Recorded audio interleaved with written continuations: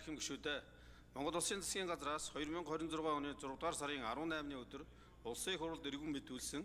газрын төсний тухай хуульд өөрчлөлт оруулах тухай хуулийн төсөл болон хамт өргөн мэдүүлсэн хуулийн төслүүдийн анхны хэлэлцүүлгийг 2026 оны 6 дугаар сарын 30-ны өдрийн чуулганы нэгдсэн хуралдаанаар хийж эцсийн хэлэлцүүлэгт бэлтгүүлэхээр эдийн засгийн байнгын ороонд шилжүүлсэн.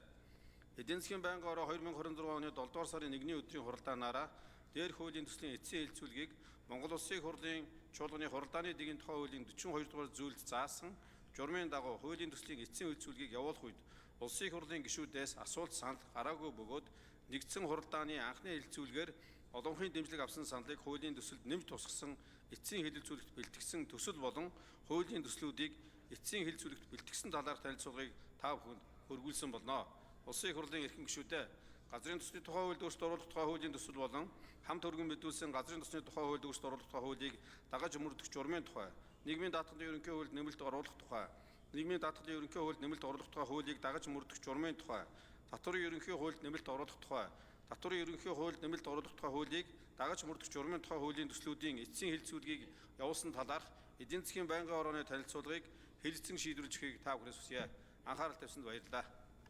За баярлалаа. За ажлын хэсгийг танилцуулъя. Жадан Бэнх хоёр тэргүүн шатаас